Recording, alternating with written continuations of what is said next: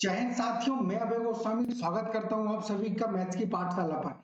हम मध्य प्रदेश कांस्टेबल के previous paper को सॉल्व कर रहे हैं। अभी तक हम 9 पेपर को सॉल्व कर चुके हैं। ये हमारे 10 नंबर का पेपर है। अगर आपने वो वीडियो नहीं देखे तो एक बार जाकर उन वीडियो को देखिए। उन वीडियो की लिंक डिस्क्रिप्शन बॉक्स में है, आप उस पर जाकर उन वीडियो को देख सकते हैं। आज हम 23 तारीख को जो इवनिंग शिफ्ट में हुआ था 10 नंबर का पेपर, उसको सॉल्व करने जा रहे हैं। तो चलिए स्टार्ट करते हैं।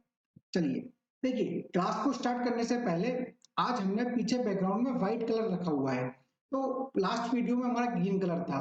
तो आप बताइए आप किस कलर में कंफर्टेबल है। अगर पीछे ग्रीन चाहिए तो आप कमेंट बॉक्स में बता दीजिएगा, तो हम ग्रीन कलर को बैकग्राउंड में रख लेंगे। आप बोलेंगे व्हाइट तो हम व्हाइट को रख लेंगे। आप कमेंट बॉक्स में जरूर बताइएगा। तो चलिए आज की क्लास को स्टार्ट करते हैं। देखिए, यहाँ पर दिया हुआ है कि दो पासे एक साथ फेंके गए। तो देखिए, मैंने आपको पहले भी बताया था कि प्रायिकता से क्वेश्चन आ ही रहे हर शिफ्ट में। जितने भी पेपर हुए हर शिफ्ट में आपको दो या एक क्वेश्चन प्रायिकता से मिल ही जाएगा। तो देखिए, दो पासे एक साथ फेंके गए। तो मैंने आपको बताया था जब भी पासे को फेंकने की बात करें तो 6 जितनी भी पासे फेंके उसकी पावर 2 कर दीजिए, 2। और ऊपर जो भी पूछे, अब हमसे पूछा ऐसे दो नंबर आने की क्या संभावना है जिनका गुणनफल विषम हो। जिनका गुणनफल क्या हो, विषम। तो हमें पहले ये पता चलना चाहिए कि विषम कब आता है। तो देखिए, एक पासे में संख्याएं कितनी होती है, 1 2 3 4 5 और 6, ये संख्याएं होती है एक पासे के अंदर। लेकिन किन्हीं भी संख्याओं का गुणा करने पर विषम कब आता है। तो देखिए, अगर पहली संख्या सम, दूसरी संख्या सम और इनका गुणनफल करूं तो भी मुझे दूसरी संख्या, इनका गुणनफल क्या मिलेगा, सम, इवन मिलेगा। Even number multiply even number, दो इवन संख्याओं का गुणनफल हमेशा इवन होता है। फिर एक संख्या इवन है, एक संख्या ऑड है, तो इनका मल्टीप्लाई भी मुझे क्या मिलता है, सम मिलता है। मतलब एक संख्या सम है, दूसरी संख्या विषम है, तो उनका गुणनफल क्या होता है, एक सम संख्या। अब एक संख्या विषम है और दूसरी संख्या क्या है, विषम, तो इनका गुणनफल हमेशा क्या होता है, एक विषम संख्या होता है। आई बात समझ में। मैंने बोला अगर दो संख्याएं ऑड हैं और दोनों का मल्टीप्लाई करूं तब जाके मुझे क्या मिलता है, ऑड संख्या मिलता है। तो देखिए, अब पहले मैंने पासा उछाला तो उस पर आया, मतलब पासा फेंका तो उस पर आया 1। अब इधर आ गया दूसरे पासे भी 1, तो इनका भी क्या हो जाएगा, मल्टीप्लाई विषम। इसी तरह 1, इधर आया 3, इधर 1, इधर 5, इनका विषम होगा। फिर यहाँ पे क्या होगा, यहाँ पे आएगा 3 1 3 3 3 5 होगा कि नहीं। फिर यहाँ पर आएगा 5 1 5 3 5 5। बताइए इसके अलावा कोई कंडीशन बनेगी क्या, नहीं बनेगी, क्योंकि एक पासे में 1 3 और 5, यही तीन संख्याएं जो विषम होती है। तो टोटल कितनी संख्या हुई, 3 6 9, तो 9 संख्याएं ऐसी कितनी संभावना है, 9 संख्याएं, तो इसको लगाइए ऊपर 9, सोल्व करिए। 9 अपॉन 36, तो क्या जाएगा 1 अपॉन 4। ऑप्शन नंबर क्या हो जाएगा हमारा 2, इसका आंसर। चलिए नेक्स्ट क्वेश्चन पर चलते हैं। देखिए, इस तरह के क्वेश्चन हमने बचपन में बहुत किए हैं पजल के। 39x 52, हमको प्लस करना है 2 7 8 y, ठीक है। इनका हमको एडिशन करना है। एडिशन करने पर हमको प्राप्त होगा y2 y3x। हमको ये प्राप्त होगा, तो हमको x और y का क्या करना है, मान बताना है। हमको x और y की वैल्यू बताना है कि मान क्या होगा। तो देखिए, इस तरह के क्वेश्चन को दो तरीके हैं। एक तो आप है ना ऑप्शन के थ्रू जाइए कि ऑप्शन रख रख कर देखिए x और y की जगह, तो आपको आंसर मिल जाएगा। नहीं तो इससे अच्छा एक एडवांस तरीका है कि आप थोड़ी सी कोशिश कीजिए और देखिए कि क्या बन रहा है। तो देखिए, यहाँ पर हम देखते हैं, यहाँ पर 9 है। अब 9 में मैं 2 को जोड़ूंगा तो यहाँ पर क्या आना चाहिए, 11 आना चाहिए। तो क्या आएगा, 1 आएगा। तो इससे हमेशा हमेशा पता चल रहा है कि यहाँ से एक ना एक कैरी आई हुई है, तभी ये क्या होगा, 9 और 1 10, 10 और 2 12। अगर यहाँ पर 2 12 हुआ है तो यहाँ भी क्या आएगा, एक कैरी आएगा। कैरी में क्या आएगा, 1 आएगा। भाई हासिल क्या आएगी, एक। अब जब मैं इस 3 में 1 जोड़ूंगा तो y की वैल्यू मुझे क्या प्राप्त होगी, 4। बताइए 4 प्राप्त होगी कि नहीं होगी, बिल्कुल होगी। तो देखिए, y का मान 4 केवल ऑप्शन 2 में ही है। ये वाला ऑप्शन अपने आप हट गया। अब देखिए, अब y का मान यहाँ रखिए। अगर मैं y का मान 4 यहाँ रखूं तो 2 ये 4 ये, तो x का मान क्या हो जाएगा, 6। यही 6 में क्या दिया, ऑप्शन नंबर 3 में दिया है। तो इसका आंसर क्या हो जाएगा, 6। आपको आगे भी सोल्व करके देखने की जरूरत नहीं है। अगर हमको इसका आंसर मिल गया तो हम यहीं से आगे बढ़ जाएंगे। चलिए नेक्स्ट क्वेश्चन पर चलते हैं। देखिए, निम्नलिखित में से कौन सी संख्या 11 सही 2/3 से अधिक बड़ा है। तो देखिए, अगर मैं इसको सोल्व करूं तो यह आ जाएगा 11.6। होगा कि नहीं होगा, चलिए आगे आते हैं। अब देखिए, इसको मैं सॉल्व करूँ, 23 का भाग 25 में देंगे तो एक बार जाएगा। कितना बचा, 2 बचा, यह हो गया 22। इसमें 23 का भाग जाता है क्या, नहीं जाता, तो क्या आएगा, 0। अब देखिए, 11 से तो ये 10 छोटा होता है तो हम इसको आगे सॉल्व करेंगे कि नहीं करेंगे, ये हमारा उत्तर होगा ही नहीं, क्योंकि हमको क्या चाहिए, बड़ा चाहिए। अगले पे आइए, देखिए 9 एकम 9, कितना बचा, एक, एक बचा, तो भाई कितनी बार जाएगा, एक बार, क्या आएगा 8/7, आया कि नहीं आया, इसको हम बाद में सॉल्व करेंगे। देखिए इसमें आइए 6 एकम 6, फिर 6 एकम 6, कितना बचा 3, तो 1/2, ये क्या हो जाएगा 11.5। चलिए आगे आइए, 12 एकम 12, कितना बचा भाई, एक बचा, तो 12 एकम 12, फिर क्या बचा 7/12। तो स्वाभाविक सी बात है, देखिए इसको सॉल्व करिए, 11.70 हो जाएगा ये, तो 12×6 = 72, ज्यादा बार जा रहा है तो 12×5 = 60, 11.5, 11.5 छोड़िए इन दोनों को। अब इस पर आइए, 11 पॉइंट कितना 80 हो जाएगा, भाई यहाँ पर कितना है 7 नहीं है, ये 9 है, ठीक है, ये 9 है, यहाँ पर ये हो गया 80 हो जाएगा। तो देखिए 9×8 = 72, तो 0.8, ये कितनी बार गया 11.8, तो हमारा आंसर हो जाएगा ऑप्शन नंबर 2। चलिए नेक्स्ट क्वेश्चन पर चलते हैं। देखिए मैंने संतरों की 15 पार्सलों को भेजा, भाई कोई है उसने 15 पार्सलों को भेजा संतरों की, प्रत्येक पार्सल में 11, प्रत्येक पार्सल में 10 सही 1/2 किलोग्राम की है, मतलब प्रत्येक पार्सल कितने का, 10 किलो, 10.5 किलो का, इसको सही कीजिए, तो ये हो जाएगा 21/2, मतलब प्रत्येक पार्सल 21/2 का है। तो पार्सलों का कुल वजन बताइए, सिंपल है, कुल पार्सल कितने हैं 15, इसका मल्टीप्लाई कर दीजिए, देखिए 15 एकम 15, 15 दूनी 30 और 31, डिवाइड बाय 2, कितनी बार जाएगा, एक बार गया, फिर 5 बार गया, फिर 7.5, तो 197.5, ऑप्शन नंबर क्या हो जाएगा हमारा 4। चलिए नेक्स्ट क्वेश्चन पर चलते हैं। देखिए फिर से आ गया कि निम्नलिखित में से कौन सा अधिक बड़ा है, फिर से बताना है हमको अधिक बड़ा, तो ये हो जाएगा देखिए 5.6, ठीक है, ये हो जाएगा 8.6, तो ये तो बराबर है, तो ये होगा ही नहीं, ठीक है। अगले पे आइए, ये हो जाएगा 10, आगे आइए, ये देखिए 1 मिनट, ये हो जाएगा 4 एकम 4, 4 दूनी 8, कितना बचा 12.25 आ जाएगा। इस पे आइए, देखिए 4 एकम 4, कितना बचा, एक, सॉरी 3 एकम 3, फिर कितना बचा, एक 10 हो गया, 3 तिका 9, तो 3 बार गया, यही क्या हो जाएगा हमारा आंसर, क्योंकि देखिए ये 12 है, ये 13 है, तो हमको उसको आगे सॉल्व करने की जरूरत नहीं है, यहीं देखकर हम इसका आंसर देंगे ऑप्शन नंबर 4। चलिए नेक्स्ट क्वेश्चन पर चलते हैं। देखिए ये बहुत अच्छा क्वेश्चन है, इस टाइप का क्वेश्चन 7th 8th शिफ्ट में भी आया हुआ है। जो 8 नंबर का पेपर था, 7 नंबर का मुझे याद नहीं कौन सा पेपर था, लेकिन सेम टू सेम पेपर था, sorry same to same question था, नाम भी सेम थे, बस डिजिट अलग हुई थी। तो पढ़िए, चलिए, अभी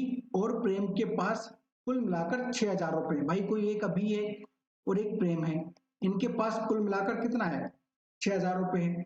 अभी को 700 रुपए देने के पश्चात प्रेम को ज्ञात होता है कि भाई अभी है, वो उसने 700 रुपए दिए, किसने, प्रेम ने, तो ज्ञात होता है कि उसके पास अभी की राशि का, अभी की राशि का 1/3 है।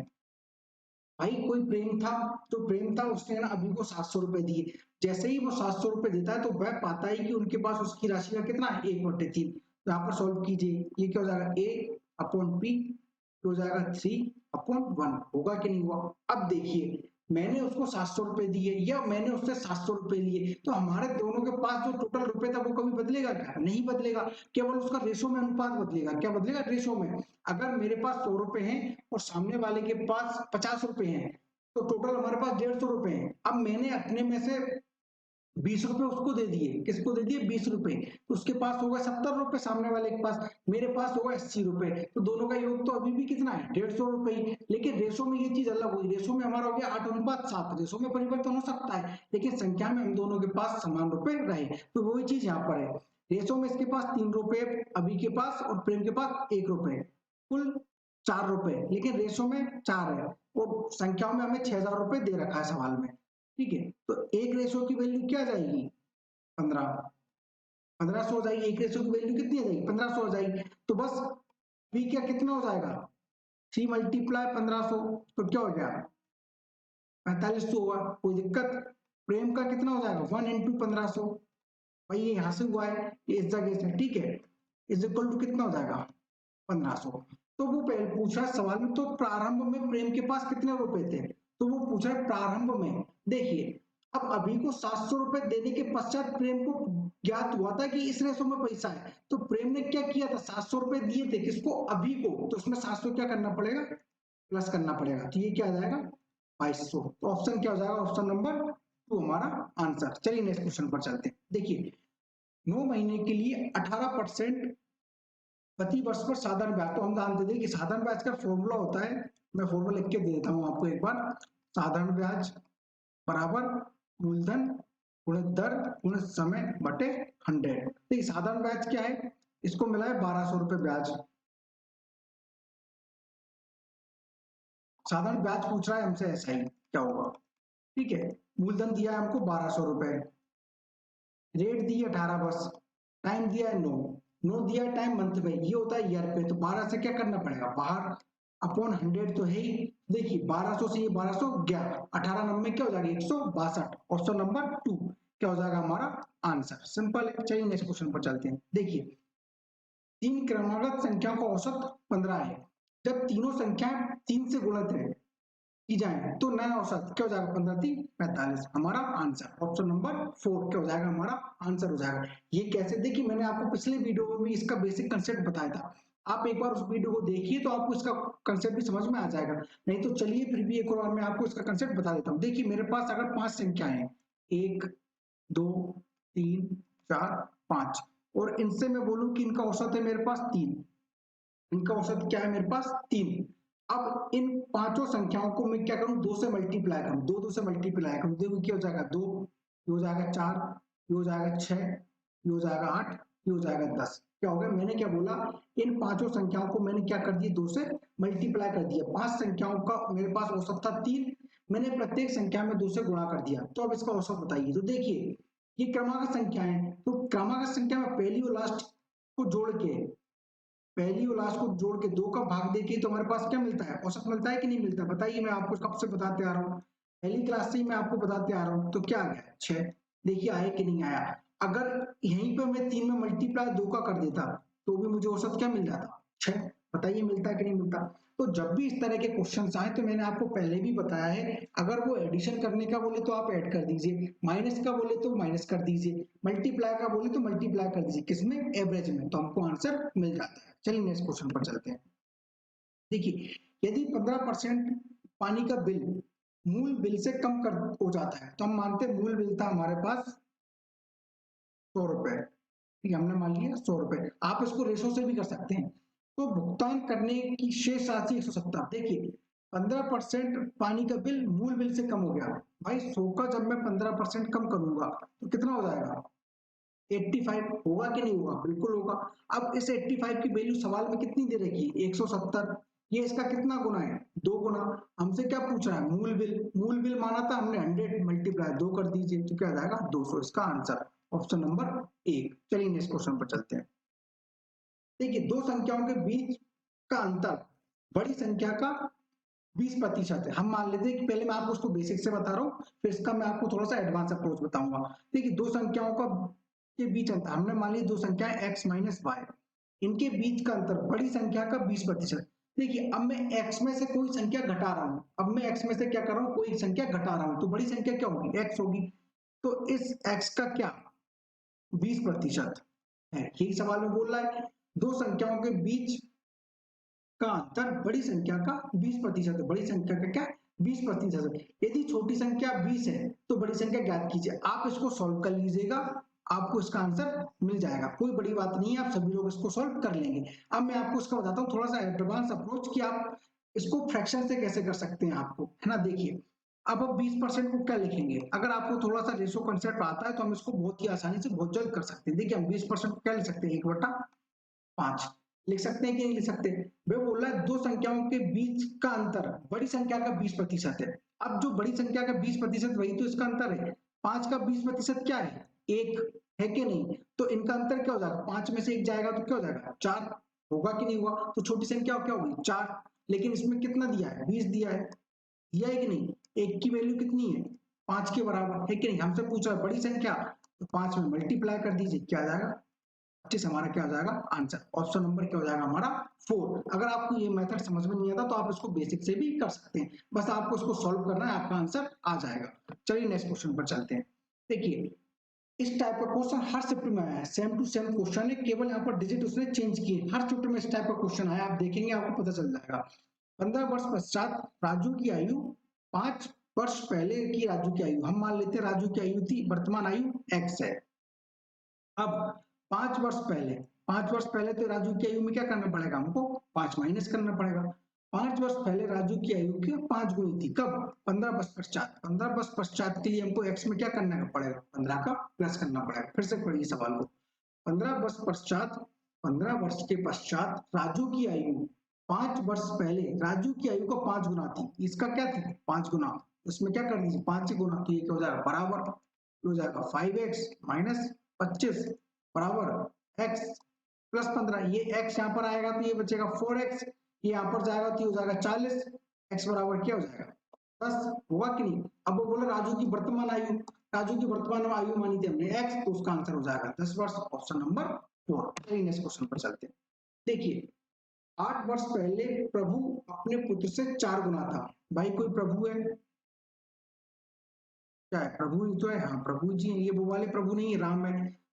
8 वर्ष पहले प्रभु अपने पुत्र, पुत्र था अगर x का तो प्रभु जी थे 4x के, थे कि नहीं, कब 8 वर्ष पूर्व। तो प्रभु और पुत्र अभी वर्तमान कितना है 4x प्लस 8, x प्लस 8, तो इनकी वर्तमान आयु हमको मिल गई। आगे आइए 8 वर्ष के पश्चात प्लस 8 कर दीजिए, 8 वर्ष के पश्चात प्रभु अपने पुत्र से दुगना, प्रभु जी जो है वो दुगने हैं, तो पुत्र से पुत्र में 2 का गुणा कर दीजिए तो ये बराबर हो जाएगा, तो हो जाएगा देखिए 4x plus 16 is equal to 2x, ये 16 दूनी 32, ये इधर आएगा तो 2x बराबर ये बचेगा 16, तो x बराबर क्या आ गया हमको 8। अब सवाल को पढ़िए, प्रभु की वर्तमान आयु, देखिए प्रभु की वर्तमान आयु क्या हो जाएगी, इसमें गुणा करना पड़ेगी 4x, क्या हो जाएगा 800 को 32, तो ये तो 8 वर्ष पहले की है, वर्तमान आयु में निकालने के लिए 8 का भी जोड़ना पड़ेगा, तो क्या जाएगा 40, ऑप्शन नंबर क्या हो जाएगा हमारा फर्स्ट, इसका आंसर हो जाएगा।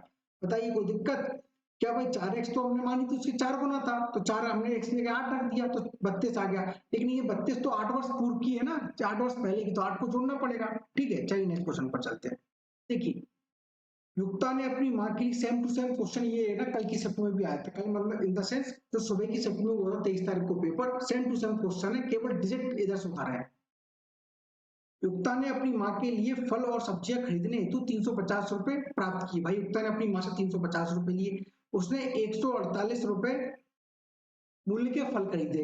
यदि वह अपनी माँ को 42 रुपए वापस करती है, यदि वह अपनी माँ को 42 रुपए वापस करती है तो उसने सब्जी खरीदने के लिए कितने रुपए खर्च किए, तो इनको जोड़िए 091, तो 190 रुपए तो वो क्या कर चुकी है यूज 350 में से, है कि नहीं। अब इसमें से 190 को माइनस कर दीजिए तो 0, कितना आ जाएगा 15 में से 7 गए तो कितना बचा 6, ये कितना बचा 2 में से गया तो 160, ऑप्शन नंबर क्या हो जाएगा हमारा 4। बहुत सिंपल क्वेश्चन आप सभी लोग कर लेंगे। चलिए नेक्स्ट क्वेश्चन पर चलते हैं। देखिए एक त्रिकोण में 2 कोण 3:5 के अनुपात में है। भाई एक त्रिभुज है या त्रिकोण है, उसमें हमको 2 कोण दिए 3:5 के रेशो में, ठीक है। अब वो बोला यदि कोणों का अंतर, देखिए यहाँ पर कोणों का अंतर कितना है 2, सवाल में दिया है 30 के बराबर, 1 के बराबर कितना 15। आगे चलिए सवाल में, तो त्रिकोण का दीर्घतम, दीर्घतम मतलब बड़ा कोण कितने डिग्री होगा, तो 15 का गुणा कर दीजिए इसमें, 15 5 75, तो क्या आ जाएगा इसका 75 आंसर, ऑप्शन नंबर 1। चलिए नेक्स्ट क्वेश्चन पर चलते हैं। देखिए 20 दिनों में 40 पुरुष, इसमें चेन रूल लगेगा, वही अपना MDH वाला फॉर्मूला मैं आपको बता चुका हूं, इसको हम डायरेक्ट करेंगे। देखिए 20 दिनों में 40 पुरुष, भाई 20 दिन में कोई 40 पुरुष एक दीवार का 2/5 निर्माण करते हैं। भाई कोई दीवार है उसका 2/5, तो मैंने आपको बताया था जब भी कोई फ्रैक्शन आता है तो ये क्या बताता है, ये जो आता है ये बताता है नीचे वाले का कितना भाग, भाई 5 का कितना भाग है, ये 2, या मैं बोलूं टोटल भाग है हमारे 5 5, 5 का 2/5 भाग हमने मान ली थी, कुल कार तो हमको मानना पड़ेगा, तो क्यों ना हम ऐसी वैल्यू माने जो कट जाए। अगर हम इसको x मानते तो x का हमको 2/5 करना पड़ता 2x/5, तो उसको x में से हम घटाते तो भी हमको आता वही चीज। इससे अच्छा है कि आप उस चीज को माने जो उसको काट दे, उसके फ्रैक्शन को खत्म कर दे। तो हमने माना हमारे पास टोटल था 5 काम, तो उसमें से 2/5 का निर्माण हो चुका है, तो भाई 2/5 का 5 मतलब 2 भाग वो कर चुका है। अगले 20 दिनों में, अगले 20 दिनों में दीवार के शेष भाग को पूरा करने के लिए कितने और अधिक, भाई कितने आदमी काम कर रहे थे 20 दिनों में 40, हमने मान ली 40 प्लस x लोग काम कर रहे हैं, शेष काम को कितना 3, 5 में से 2 काम हो चुका है 3 बचा, काट दीजिए, ये गया तो हो जाएगा कितनी बार 20 बार, तो ये हो जाएगा 60 is equal to 14 plus x, तो x इज इक्वल टू क्या जाएगा 20, ऑप्शन नंबर क्या हो जाएगा हमारा जी आंसर। चलिए नेक्स्ट क्वेश्चन पर चलते हैं। देखिए अगर आपको किसी भी प्रश्न में डाउट आ रहा है या आपको कोई प्रश्न समझ में नहीं आ रहा है तो आप कमेंट बॉक्स में जरूर बताएं, मैं आपको उस क्वेश्चन को हल करने की पूरी कोशिश करूंगा। चलिए अगले क्वेश्चन पर चलते हैं। देखिए चाल बराबर हम जानते हैं क्या होता है, दूरी इज इक्वल टू समय। चाल बराबर होता है दूरी बटा समय, speed is equal to distance upon time. तो देखिए दो रेलों द्वारा एक दूसरे को पार करने में लिया गया कुल समय 20 सेकंड और दोनों रेलों की गति 20 मीटर प्रति सेकंड। अब देखिए यहाँ पर भी मीटर प्रति सेकंड, यहाँ भी सेकंड और आंसर भी मीटर में, तो बहुत अच्छी बात हो गई, हमको किसी भी यूनिट को किसी में कन्वर्ट नहीं करना।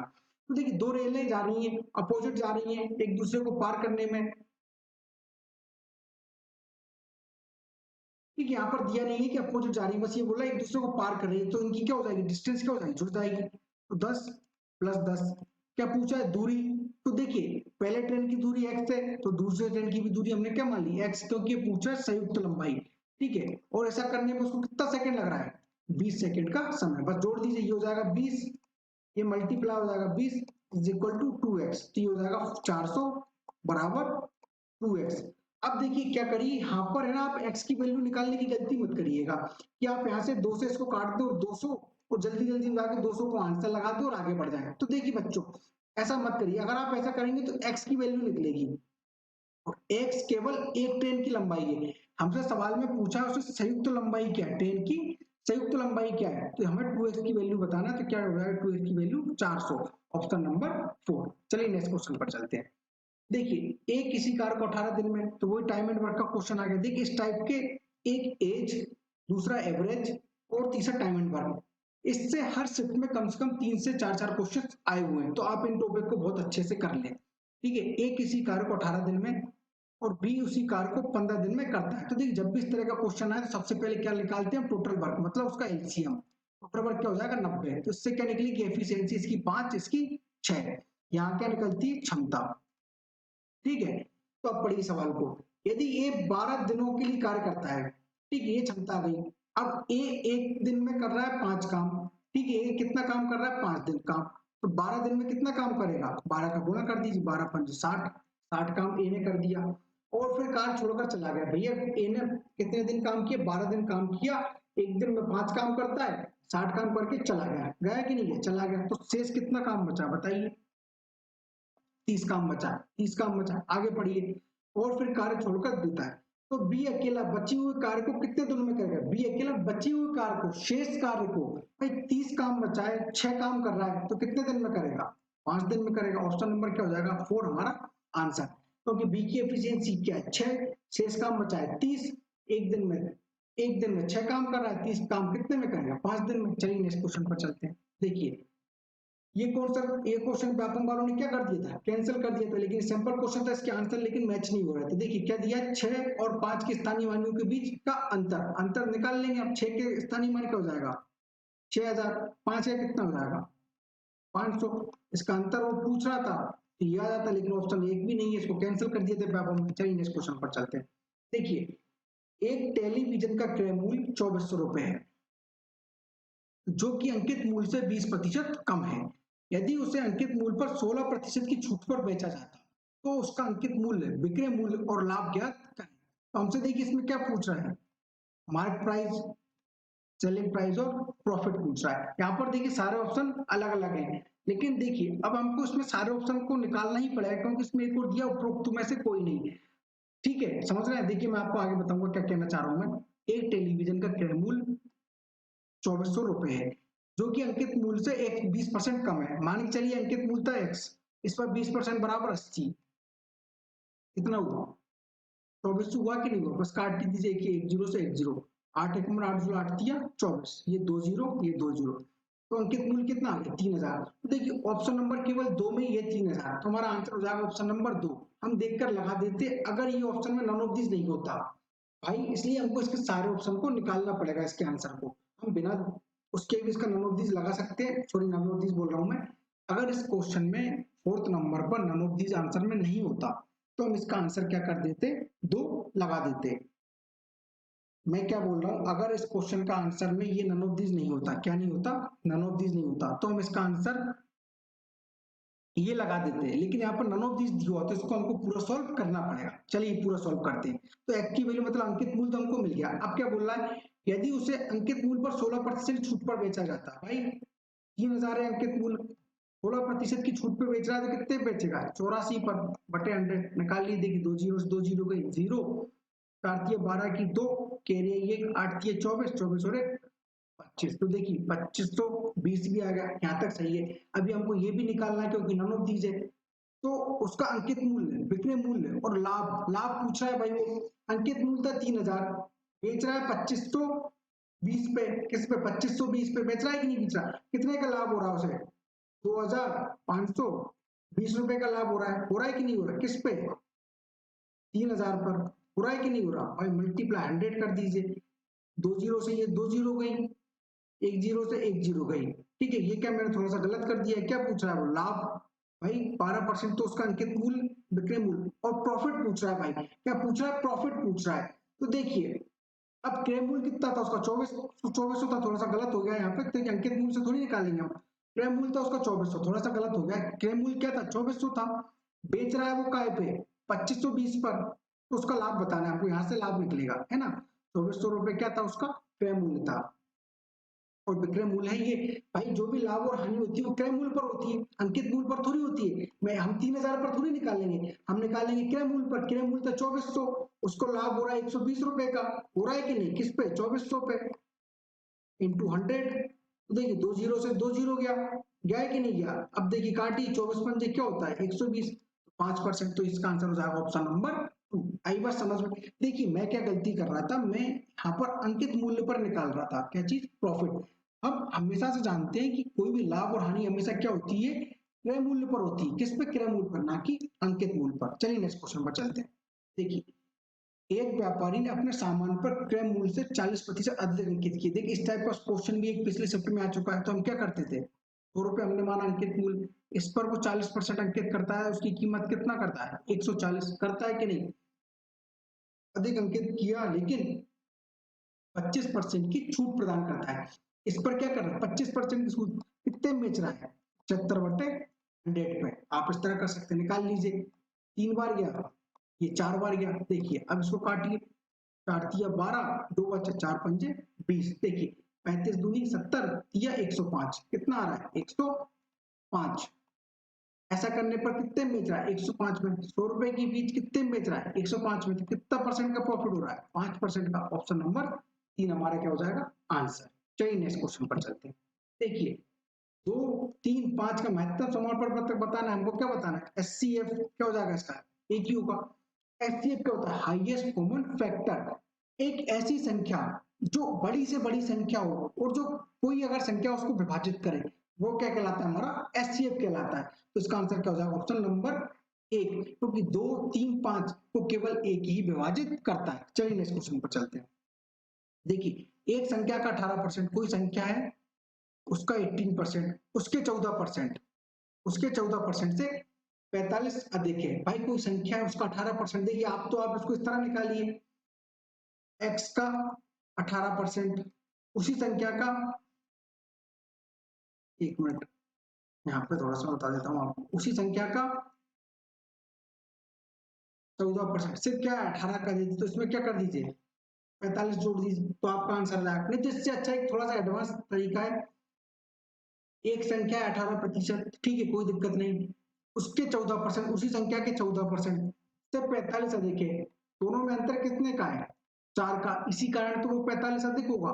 तो 45, 1% की वैल्यू क्या हो जाएगी, 45/4। हमसे पूछा तो संख्या मतलब 100 होगा कि नहीं होगा, तो 25 मल्टीप्लाई कर, 25×5 125, तो पूरा 25 पूरा सॉल्व करना पड़ेगा। देखिए 25×5 125 की 5 कैरी है 12, 25 चौको 100 और 12 112, तो आ गया 12×25 है क्या किसी ऑप्शन में, बिल्कुल है, सॉरी 11×25 है, ऑप्शन नंबर 3। हमारा आंसर क्या हो जाएगा, ऑप्शन नंबर 3। चलिए नेक्स्ट क्वेश्चन पर चलते हैं। देखिए राहुल गौतम से 10 वर्ष छोटा है, भाई राहुल है और कोई गौतम है, वो 10 वर्ष छोटा है। 10 वर्ष पश्चात राहुल गौतम की आयु का अनुपात 2 अनुपात क्या हो जाता है, 3 हो जाता है। तो राहुल की वर्तमान आयु को ज्ञात कीजिए। देखिए इस टाइप के क्वेश्चन बहुत सारे सॉल्व कर चुके हैं, करें कि नहीं करें हमने। अब क्या करते थे, जो भी रेशियो है भाई, मैं पिछले वीडियो में भी आपको बता चुका हूँ कि अगर आज हमारे मेरे और मेरे भाई की वर्तमान आयु में 5 वर्ष का अंतर है, तो आने वाले 20 वर्षों बाद भी मेरे और मेरे भाई की आयु में 5 वर्ष का ही अंतर रहेगा। लेकिन हाँ, रेशो में परिवर्तन हो जाता है। तो वो बोलता है कि 10 वर्ष बाद, भाई 10 वर्ष बाद उनकी आयु का अनुपात कितना होता है? 2:1। अंतर कितना है? 1 का। किसके बराबर? 10 का। सिंपल। राहुल की वर्तमान आयु पूछा है तो राहुल की वर्तमान आयु क्या हो जाएगी? 20, क्योंकि राहुल था और ये गौतम था। तो ऑप्शन नंबर क्या हो जाएगा हमारा? 2 आंसर। गौतम पूछता तो हमारा आंसर हो जाता सी, सॉरी 30, 30 3 में मल्टीप्लाई कर देते। चलिए नेक्स्ट क्वेश्चन पर चलते हैं। देखिए, दो स्टेशन ए और बी, भाई दो स्टेशन दिए हमें ए और बी, ये दो स्टेशन, ठीक है। एक सीधी रेखा पर 80 किलोमीटर, यहां से यहां तक की इनकी दूरी है 80 किलोमीटर, ठीक है, की दूरी। एक रेल ए से प्रातः 7 बजे मतलब 7 AM पर प्रारंभ होती है और 20 किलोमीटर प्रति घंटे की रफ्तार से बी की ओर जाती है, ठीक। जो जो बोलता है वो करते जा रहा है। एक अन्य रेल बी स्टेशन से 8 AM पर 8 बजे प्रारंभ होती है और 40 किलोमीटर की गति से ए की ओर जाती है। किस समय पर दोनों रेलें मिलती हैं? तो देखिए, इस टाइप के क्वेश्चन को सबसे अच्छा तरीका होता है कि जो ट्रेन ज्यादा चली है तो उसको उतनी दूरी चलवा दीजिए। भाई ए चली 7 बजे, चल रही 20 की स्पीड से, तो 8 बजे तक कितनी दूरी कर लेगी? ये 20 किलोमीटर, मतलब 1 घंटे में। भाई ए की रफ्तार कितनी है? 20 किलोमीटर प्रति घंटे। 7 बजे ट्रेन निकली तो 8 बजे तक कितनी दूरी कर लेगी? 20 दूरी तय करेगी कि नहीं करेगी? कर लेगी। टोटल 80 दूरी है, तो ये बची दूरी कितनी है? 60 किलोमीटर। बची है कि नहीं बची? बताओ। टोटल दूरी बची है 60, बची है। अब यहाँ से 20 की रफ्तार से ये जा रही है ट्रेन, यहाँ से 20 की रफ्तार से एक, सॉरी यहाँ से 40 की रफ्तार से बी ट्रेन जा रही है, तो 20 40 ये 20 ये, तो टोटल चाल कितनी होगी? 60 होगी कि नहीं? तो समय कितना आ जाएगा? 1 घंटे। आए कि नहीं आए? कोई दिक्कत है? कोई दिक्कत नहीं। तो वो पूछा किस समय दोनों रेलें मिलेंगी। भाई 8 बजे ये वाली ट्रेन निकली थी, 1 घंटे बाद दो रेलें मिल रही, तो कितने बजे मिलेगी? 9 AM पे। कब मिल जाएगी? 9 AM पे। Option number 4। चलिए नेक्स्ट क्वेश्चन पर चलते हैं। देखिए, औसत निकालिए। इसका तो आप कर ही लेंगे, सबको जोड़कर ये 6 संख्या इससे भाग दे देंगे। देखिए, सेम टू सेम क्वेश्चन हर शिफ्ट में आया है। 6 संख्याएं दी हैं उसने और उनका औसत पूछ रहा है, तो सबको जोड़कर आप भाग दे देंगे। आपको इसका आंसर कमेंट बॉक्स में देना है। चलिए नेक्स्ट क्वेश्चन पर चलते हैं। देखिए, एक रेल 50 किलोमीटर प्रति घंटा की औसत चाल से चल रही है। कोई ट्रेन है वो 50 किलोमीटर प्रति घंटे की औसत चाल से चल रही है, जो कि प्रत्येक 72 किलोमीटर पश्चात 2 मिनट के लिए रुकती है। अपने प्रारंभिक स्थल से 600 किलोमीटर की गंतव्य तक पहुंचने के लिए रेल को कितना समय लगेगा? तो देखिए, जब भी इस तरह का क्वेश्चन, एक क्वेश्चन पहले भी आ चुका है शिफ्ट में, तो मैंने क्या बताया, जब भी इस तरह का क्वेश्चन आए तो ट्रेन को पूरी दूरी चलवा दीजिए। भाई ये 600 किलोमीटर है, इसको पूरी दूरी चलवा दीजिए 50 की चाल से। तो देखिए, हमारा फॉर्मूला होता है चाल बराबर वही दूरी बटा समय। चाल दी 50 किलोमीटर, दूरी दी है हमको 600 किलोमीटर, तो कितनी बार जाएगा? देखिए, 0 से 0 12, तो 12 घंटे आ गया। अगर ट्रेन देखिए रुकती नहीं, ये जो ट्रेन जा रही है ये रुकती नहीं, तो ये 600 किलोमीटर की दूरी को कितनी देर में तय कर लेती? 12 घंटे में। लेकिन ये बोल रहा है कि प्रत्येक 75 किलोमीटर पर 2 मिनट रुकती है। जैसे ही ट्रेन चली 75 किलोमीटर पर पहुंची, ये 2 मिनट रुकी, फिर चली 150 पर, फिर 2 मिनट रुकी। तो इस तरह आप निकाल सकते हैं, तो इस तरह नहीं तो क्या करिए, 600 में क्या करिए, 75 से भाग दे दीजिए। किससे? 75 से। देखिए, हम देते 25 से दे दीजिए, 25 दिया 75, 25 दूनी 50, ठीक है। कितना बचा? 100। 25 चौको 100, ये 8 24, 8 बार गया। तो जो भी आए, ये जो भी माना है उसमें से एक माइनस कर दीजिए। 8 - 1 7। तो अब देखिए, हमने एक क्यों माइनस किया? क्योंकि साथियों ये जो 600, ये 75 से क्या हो गया? पूरी तरह डिवाइड हो गया। 600 75 से क्या हो गया? पूरी तरह डिवाइड हो गया। इसलिए हमने इसको क्या किया? एक माइनस किया। क्योंकि 600 पर जाकर जैसे ही 600 पर ट्रेन पहुंची तो वो रुक जाएगी, परमानेंट रुक गई। भाई यहाँ से गुना से अशोक अगर ट्रेन पहुंच गई है तो वो तो रुकी गई ना। बीच में पगारा साड़ोरा, हमको ये बताना है वहां कितनी देर रुकी। तो ठीक है, इसलिए हम एक माइनस करते हैं। ठीक है, 7 बार रुकी, एक बार में रुक रही 2 मिनट, तो 7 बार में कितना? 14। कितना? 14। 12 घंटे ये ले रही थी, 14 मिनट ये, तो आंसर हो जाएगा 12 hour 14 minute. Option number first हमारा क्या हो जाएगा आंसर। चलिए नेक्स्ट क्वेश्चन पर चलते हैं। देखिए एक ट्रक के पहिया, भाई कोई ट्रक है, उसका ये पहिया है, का व्यास दिया है हमको, इस ट्रक के पहिए का व्यास दिया है 0.5 मीटर है। यदि वह 275 मीटर की यात्रा करता है तो वह कितने परिक्रमण करेगा। हम जानते हैं कि जब भी कोई ट्रक चलेगा, भाई ये जब मैं इस ट्रक को यहाँ से खोलूंगा, यहाँ से मैं खोलूंगा तो ये ऐसा हो जाएगा, होगा कि नहीं होगा, तो इसी की परिधि के बराबर तो कोई ट्रक चलेगा।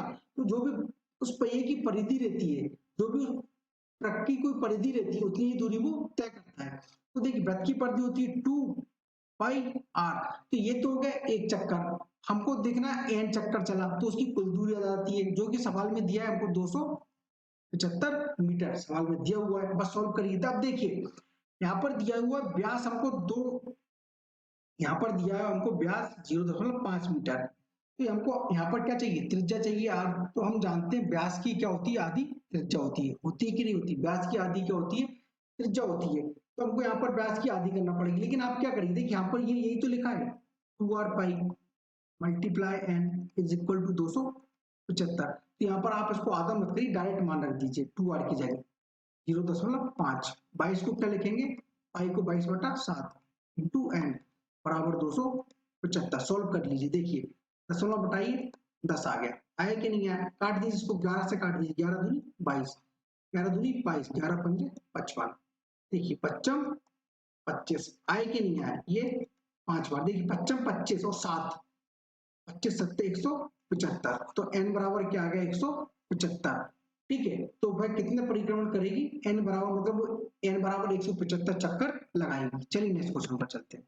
देखिए ये तो सिंपल है, देखिए 2a बराबर 2√2, ये √2 यहाँ जाएगा तो मल्टीप्लाई में जाएगा √2, ये 2 से 2 गया a, √2 क्या हो जाता है 2 हो जाता है, आंसर क्या जाएगा ऑप्शन नंबर 2। सिंपल क्वेश्चन था। चलिए नेक्स्ट क्वेश्चन पर चलते हैं। देखिए ये भी सिंपल है, आधार समान है तो आधार समान है, अगर आधार समान है तो डिवाइड में घाते क्या हो जाती है, घट जाती है, तो m minus -3 is equal to 5 की पावर 5, ये हो जाएगा 5m माइनस माइनस क्या हो जाएगा +3 इज इक्वल टू 5 की पावर 5। यहाँ आधार समान है, बराबर के सामने आधार समान होती है तो घाते क्या हो जाती है, बराबर हो जाती है, m+3 is equal to 5, m बराबर क्या आ गया 2 आ गया, तो ऑप्शन नंबर क्या हो जाएगा हमारा 3 आंसर हो जाएगा। ये घातांकों करने के नियम ये आप सभी को आते होंगे, है ना, हमने बचपन में बहुत पढ़ा है इनको। अब देखिए ये बहुत अच्छा क्वेश्चन है, एक मोटर फैक्ट्री में पानी पी लेते हैं हम थोड़ा सा,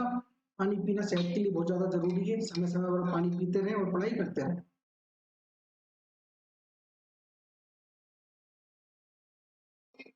देखिए एक मोटर फैक्ट्री में एक वर्ष में 5 तरह के वाहनों का उत्पादन किया गया है, जिसका विवरण निम्न है दिया है। यदि ये डाटा पाई चार्ट में निरूपित है, किसमें पाई चार्ट में दिया हुआ है, ठीक है, तो वेन के लिए क्या कोण होता है। तो देखिए इस तरह के दो क्वेश्चन बनते हैं, एक तो वैल्यू देता है वो पाई में, पाई में मतलब पाई में, जब पाई में वैल्यू देता है तो वो होता है 360 डिग्री। एक होता है परसेंट में, हम जानते हैं कोई भी नंबर परसेंट में अपने आप कितना होता है 100%। तो ये दो तरह के क्वेश्चन बनते हैं, यहाँ पर दिया उसने पाई चार्ट को निरूपित कर रहा है, मतलब ये जो नंबर है वो क्या कर रहे हैं, पाई चार्ट को निरूपित करते हैं। और कोई भी हम जानते हैं अगर ये पाई चार्ट है तो अपने आप में क्या होता है 360 डिग्री का कोण बनाता है। तो बस करिए, देखिए देखिए 1200 और 800 2000, ठीक है, 3600 और 400 4000, 4000 और 2000 6000, 6000 और 6000 12000, ठीक है, ये क्या है 12000 दिया हुआ है। तो हमको क्या दिया, पाई चार्ट के रूप में दिया है, तो पाई चार्ट मतलब 360 डिग्री, तो 12000 बराबर हो जाएगा हमारा 360 डिग्री। ये कोण में मान पूछ रहा है तो एक की वैल्यू निकालिए, एक की वैल्यू हो जाएगी 360 डिग्री बटे 12000, होगा कि नहीं होगा। अब हमसे पूछा वेन काय के लिए, एक यूनिट या एक रुपए जो भी ये दिया है उसका मान कितना है 360 डिग्री बटे 12000। हमसे पूछा 800 की वैल्यू, 800 का क्या कर दीजिए थोड़ा सिंपल, देखिए 2 जीरो से 2 जीरो गई, 1 जीरो से 1 जीरो, 12 कम 12, 12 थी 36, तो 8 थी 24, तो क्या आ जाएगा हमारा आंसर 24 डिग्री, ऑप्शन नंबर 2। देखिए इस तरह के क्वेश्चन में केवल दो तरह के क्वेश्चन बनता है, यहाँ पर वैल्यू दे देता और परसेंट बोलता तो हम 100% के बराबर लिख देते। हमसे कोण बोला है, पाई चार्ट के रूप में बोला है, तो 360 डिग्री के बराबर लिख दे। केवल 2 तरह के क्वेश्चन इसमें बनते हैं। चलिए इस क्वेश्चन पर चलते हैं। देखिए ये भी सिंपल है, आप सॉल्व कर लेंगे इसको। ये क्या हो जाएगा, देखिए 16 माइनस 3a, ये माइनस माइनस क्या हो जाएगा plus 7 is equal to minus के 14। अब देखिए 7 और 1 ही क्या हो जाएगा, 6 और 1 7, ठीक है।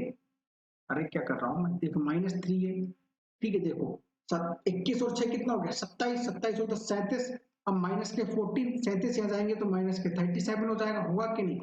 माइनस का 3 माइनस माइनस प्लस, 7 4 11 की 1, हाथ से लाई 2, 4 और 1 5, 51 माइनस का, माइनस से माइनस किया 1, तो ये 17, 17 थी 51, एक का मान आ गया 17। ऑप्शन नंबर क्या हो गया 2। चलिए इस क्वेश्चन पर चलते हैं। देखिए समांतर चतुर्भुज में x का मान निम्न है, जबकि एंगल ए बराबर 40 डिग्री। हमको एंगल दिया है ए 40 डिग्री, और हम जानते हैं, मैंने आपको कल भी समांतर चतुर्भुज की प्रॉपर्टी बताई थी, मैं आज फिर से आपको बता देता हूँ। और मैं जब तक सवाल आते रहेंगे आपको बार बार बताते रहूंगा जब तक आपको याद ना हो जाए, ठीक है। मैं आपको याद करवा के रहूंगा और आपको 1 नंबर दिलवा के रहूंगा समांतर चतुर्भुज पे, ठीक है। देखिए ये समांतर चतुर्भुज है।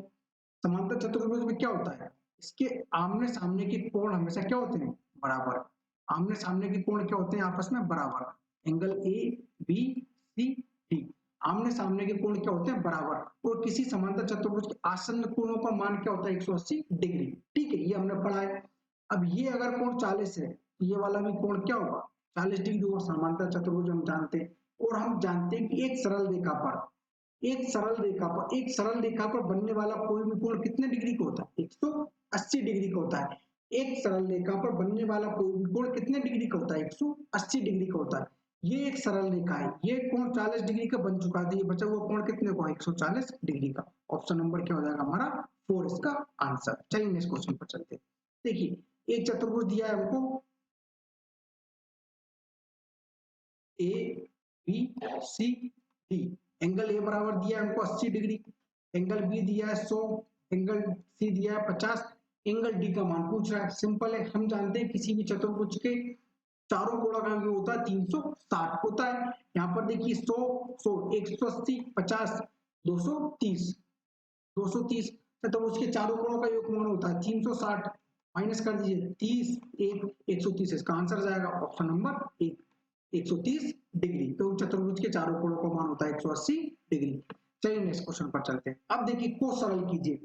देखिए इस क्वेश्चन को तो करने का एक ही तरीका है, आप इसमें फॉर्मूला लगाएंगे, लेकिन देखिए फॉर्मूला लगाने का भी एक छोटा सा एडवांस तरीका मैं आपको बता रहा हूँ, आप वो देखिए। देखिए a प्लस बी की होल पावर 3, ये फॉर्मूला होता है a cube plus b cube plus 3ab a plus b, ये फॉर्मूला होता है, ठीक। इसको सॉल्व करके लिख लीजिए a cube plus b cube plus 3a² b plus 3a b square होगा कि नहीं, यही माइनस में होता है a माइनस बी का whole cube, a cube minus b cube minus 3ab a minus B होता है ये फॉर्मूला। इसको भी सॉल्व करिए। देखिए a cube minus b cube minus 3a² b minus, ये माइनस माइनस क्या हो जाएगा प्लस 3ab², ये होते हैं फॉर्मूले। अब हमसे क्या पूछ रहा है, इनका मान पूछा है। तो देखिए एक तरीका तो ये था कि आप इसमें भी फॉर्मूला लगा दो, इसमें फॉर्मूला लगा दो, इनको सॉल्व कर लो, जोड़ लो, आपको आंसर आ जाएगा। लेकिन बच्चों देखिए आप इसको सॉल्व करेंगे तो एक ना एक प्लस माइनस की मिस्टेक होने की संभावना पूरी पूरी बनी रहती है, तो उससे अच्छा है कि आप इनको सॉल्व कर लीजिए। अब हमको इन दोनों को जोड़ना है, इनको देखिए मैं यहीं प्लस कर रहा हूँ, हमारे पास जगह की थोड़ी सी कमी है। अब देखिए हम इन दोनों को आपस में प्लस कर रहे हैं, तो देखिए ये ए क्यू, ये ए क्यू क्या हो जाएगा 2a क्यू, ये बी क्यू प्लस का, ये बी क्यू माइनस का कट गए, ये 3a² बी प्लस का, ये 3a² बी माइनस का कट गए, प्लस प्लस प्लस क्या हो जाएगा, ये 3 और 3 6 6a b² होगा कि नहीं होगा, बस। अब इसमें ये फॉर्मूला लगा दीजिए। देखिए अभी हम फॉर्मूला लगा रहे हैं, देखिए 2, ये हो जाएगा 3 का क्यूब कितना होगा 27 एक्स क्यूब प्लस 6a का मान कितना है हमारे पास, ये 3, कितना आएगा 3 मल्टीप्लाई, बी का मान क्या है हमारे पास 2 का स्क्वायर 4, बस अब सोल्व कीजिए। देखिए 27 दिए कितना हो जाएगा 54 एक्स क्यूब प्लस, देखिए 6 18 18 चौको 72, तो ऑप्शन नंबर क्या हो जाएगा हमारा 3 इसका आंसर। आप इधर इसमें भी आप इनमें भी लगाकर फॉर्मूला सॉल्व कर सकते हैं, लेकिन दोस्तों जब आप इसमें फॉर्मूला लगाएंगे तो उसमें गलत होने की थोड़ी सी चांसेस बढ़ जाते हैं, क्योंकि अगर एक भी प्लस माइनस की मिस्टेक हुई तो आपका आंसर गलत हो जाएगा। इससे अच्छा तरीका है कि आप इसमें फॉर्मूला लगाइए और इस क्वेश्चन को सॉल्व कीजिए। चलिए नेक्स्ट क्वेश्चन पर चलते हैं। देखिए ये भी सिंपल है। देखिए इसमें क्या होता है, एक तो सिंपल तरीका आप इसको इस तरह लिखिए 3 माइनस 7 डिवाइड p-1, इस तरह आप सोल्व करिए। नहीं तो आप क्या करिए, सबसे अच्छा तरीका है p-1 इसको लिखिए 0 के बराबर और p बराबर लिखिए 1 और इसको इसमें रख दीजिए। तो देखिए 3 1 की पावर क्या हो जाएगा 3 इज इक्वल टू, अरे इज इक्वल टू नहीं, हो जाएगा -7। ठीक है, क्या है -7, तो 3 -7 इज इक्वल टू क्या है -4, तो इसका आंसर आ जाएगा ऑप्शन नंबर 1। तो डायरेक्ट आप इस सवाल को उस तरीके से कर सकते हैं, नहीं तो आप इसको बेसिक से भी कर सकते हैं इसमें भाग देकर। चलिए नेक्स्ट क्वेश्चन पर चलते हैं। देखिए सानिया ने घर की मरम्मत पर 75,000 रुपए खर्च किए, घर के 20% के लाभ पर घर को बेच दिया, 20% के लाभ पर उसने घर को बेच दिया। यदि घर का विक्रय मूल्य क्या है 36 लाख रुपए, तो उसने इस घर को खरीदने के लिए कितने रुपए खर्च किए। देखिए मान के चलिए उसकी कीमत थी एक्स, इस पे उसने क्या कमाया 20% का लाभ कमाया, 120 हो गया, इसकी कीमत कितनी 36 लाख के बराबर है कि नहीं। तो काट दीजिए, एक जीरो से 12 दिया 36, तो ये आ गया 30 लाख। 30 लाख तो आ गई उसकी कीमत, लेकिन उसने इसमें क्या की थी 75 लाख रुपए भी खर्च किए थे, तो 75,000 को क्या कर दीजिए माइनस कर दीजिए, तो ये आ गया 29,25,000। तो क्या जाएगा ऑप्शन नंबर 1 इसका क्या हो जाएगा आंसर। सिंपल क्वेश्चन आप सभी लोग कर लेंगे। चलिए देखिए यदि एक चतुर्भुज के कोणों का अनुपात ये है, तो इसके सबसे बड़े कोण का मान क्या है। देखिए हम जानते हैं किसी भी चतुर्भुज के चारों कोणों का योग होता है 360 डिग्री, तो इनको जोड़ दीजिए 6 4 10 3 13 और 1 2 15, 15 डिग्री बराबर होता है 360 डिग्री, 1 डिग्री बराबर 15 दूनी 30, 6 बचा 15 चौको 60, 24 डिग्री। सबसे बड़े कोण का मान पूछा है तो 6 का क्या कर दीजिए मल्टीप्लाई, 24 का 6 में मल्टीप्लाई करेंगे तो आता है 144। ऑप्शन नंबर क्या हो जाएगा हमारा 4 इसका आंसर। सिंपल क्वेश्चन है, हम सभी जानते हैं कि किसी भी चतुर्भुज के चारों कोणों का योगमान होता है 360 डिग्री। चलिए नेक्स्ट क्वेश्चन पर देखिए, एक वर्ग का परिमाप 72 सेंटीमीटर है, तो इसका क्षेत्रफल नहीं होगा। इस क्वेश्चन का आंसर तो आप बिना पेन उठा दे सकते हैं। हम जानते हैं कि किसी भी वर्ग का परिमाप होता है 4a, तो a बराबर आ जाएगा 18 और वर्ग का क्षेत्रफल होता है a स्क्वायर, तो 18 का स्क्वायर 324, तो क्या हो जाएगा ऑप्शन नंबर ए हो जाएगा हमारा आंसर। नहीं आया होगा समझ में तो कोई बात नहीं, हम कर लेते हैं, सवाल को कोई नहीं है। देखिए ये वर्ग है, वर्ग की भुजा होती है ए, हम जानते हैं वर्ग का परिमाप होता है 4a इज इक्वल टू दिया है 72 सेंटीमीटर, ए बराबर आ गया 18, होता है कि नहीं। वर्ग का क्षेत्रफल का फॉर्मूला होता है भुजा का स्क्वायर ए का स्क्वायर, तो 18 का स्क्वायर, 18 का स्क्वायर हम जानते हैं 324, क्या होता है 18 का स्क्वायर 324, पढ़ा हुआ है हमने सबको 324, तो इसका आंसर हो जाएगा ऑप्शन नंबर ए। चलिए नेक्स्ट क्वेश्चन पर, ये एक नया क्वेश्चन है, इसमें हमको बताना है, इस क्वेश्चन को देखिए यहाँ पर दिया है 23 15 25 को किस छोटी से छोटी संख्या को गुणा किया जाए कि यह पूर्ण वर्ग बन जाए। तो देखिए 23 15 25 निकालने के लिए हम इसका क्या करते हैं गुणनखंड करते हैं, तो 5 से देखिए पंचों को 20 3 बचा, छक्के 30 1 बचा, 5 दिया 15 0 भाग नहीं जा रहा, बच्चा 25, फिर से 5 से 5 नाम 45 1 5 दूनी 10, 5 छक्के 30 5 एकम 5, अब इसको 3 से 3 तिका 9 भाग नहीं जा रहा 0, ये 8 24 2 बचे, इस आते 21, ये 3 एकम 3 0, 3 दूनी 6 3 नाम 27। देखिए फिर से जा रहा है कि 3 से, हाँ जा रहा है, 3 तिका 9 तीचों को 12 3 तिका 9। अब देखिए ये 343 क्या होता है 7 का क्यूब 49, 7 7, यहाँ पर फिर से एक और 7 आ जाएगा, मैं यहाँ पर लिख देता हूँ इसको, यहाँ पर जगह नहीं है, मैं यहाँ पे देखिए 343 आ गया, यहाँ से लिख रहा हूँ ठीक है। तो ये क्या होता है 7 का क्यूब 49 7 7, ये होता है 7 का। अब देखिए हमको दिया किस छोटी से छोटी संख्या से गुणा किया जाए कि ये क्या बन जाए पूर्ण वर्ग। अब देखिए अगर हमको इसको पूर्ण वर्ग बनाना है तो ये 3 ये बन गया, ये बन गया, ये भी बन गया। अब इसको एक 3 की कमी एक 7 की मतलब 21 की। अब 21 कहाँ पे, एक भी ऑप्शन में नहीं है, नहीं है तो ऑप्शन में क्यों नहीं मिलेगा, क्योंकि देखो इंग्लिश में दिया है क्यूब, इंग्लिश में दिया है हमको क्यूब और हिंदी में पूछा है वर्ग। तो भाई कभी भी हम बता पाएंगे क्या इसका आंसर, नहीं बता पाएंगे। हम बताएंगे लेकिन इंग्लिश को देख के, तो हमको क्या बताना है इसका क्यूब, हिंदी में ये गलत है। अगर हम वर्ग बता पाएंगे तो इसका आंसर आएगा 21, जो कि ऑप्शन में नहीं है। हमको बताना है क्यूब, तो क्यूब बता देंगे हम। देखिए अब क्यूब तो हम बता सकते हैं बिल्कुल।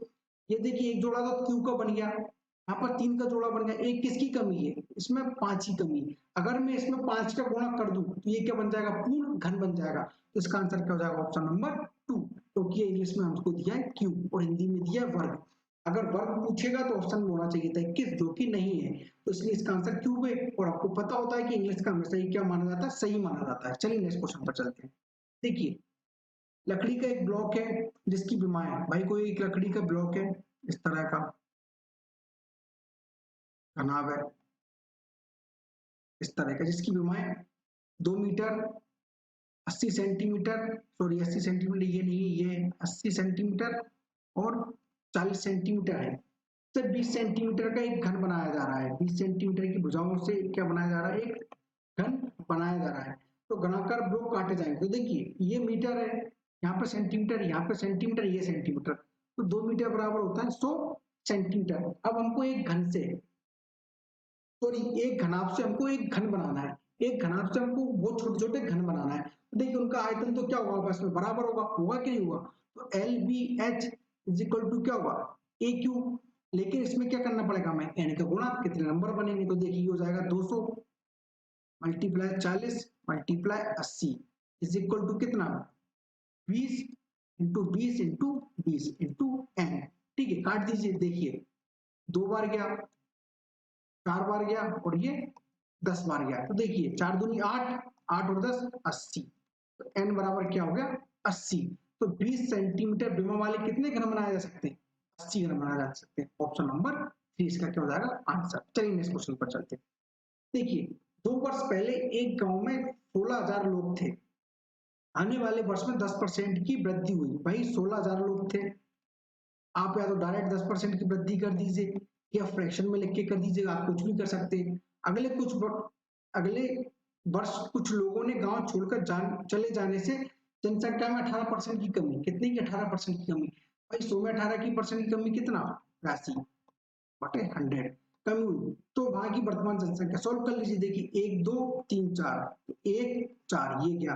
अब इसको सॉल्व करिए, देखिए 11 का गुणा करिए इसमें आप पहले, ये हो जाएगा 2 0 9, अब मल्टीप्लाई इसमें करिए 16 का, देखिए 16 दूनी 32 की 2, कैरी आई 3 0 3, 16 नंबर 162, 16 नंबर क्या हो जाएगा 162 और 0 की 0, 0 की 0 का यही हो जाएगा। क्या हो गया, कुछ गलत हो गया क्या भैया, ऑप्शन में ही नहीं मिल रहा है। देखिए गुणा करिए फिर से, देखिए क्या हो जाएगा 2 0 9 मल्टीप्लाई 16, 16 दूनी 32 की 2, कैरी आई 3, कितना है 3, भाई यहाँ पे आ जाएगा। अब 16 नंबर कितना होता है, 16 नंबर होते हैं 144, भाई 16 नंबर होते हैं 144 ना कि 162, तो ये हो जाएगा ऑप्शन नंबर 4। भाई 16 नंबर 162 नहीं होते, गलती हो गई थी, 16 नंबर होते 144, तो इसका आंसर हो जाएगा ऑप्शन नंबर 4। चलिए तो ठीक है, यहीं तक था हमारा आज का वीडियो। आज हम 23 तारीख का पेपर, हमने जो इवनिंग सेट हुआ था वो हम खत्म कर चुके हैं। इस कुल मिलाकर हम 10 पेपर को सॉल्व कर चुके हैं। आपको ये वीडियो कैसा लग रहा है हमें कमेंट करके जरूर बताएं। हमारे चैनल को लाइक करें और इस वीडियो को शेयर करें। अगर आपने हमारे चैनल को सब्सक्राइब नहीं किया तो हमारे चैनल को सब्सक्राइब भी जरूर करें और इस वीडियो को उन सभी दोस्तों तक पहुंचाएं जो किसी भी गवर्नमेंट पेपर की तैयारी कर रहे हैं। और हमेशा खुश रहें तथा कोशिश करें आपके आसपास रहने वाले भी लोग खुश रहें। जय हिंद।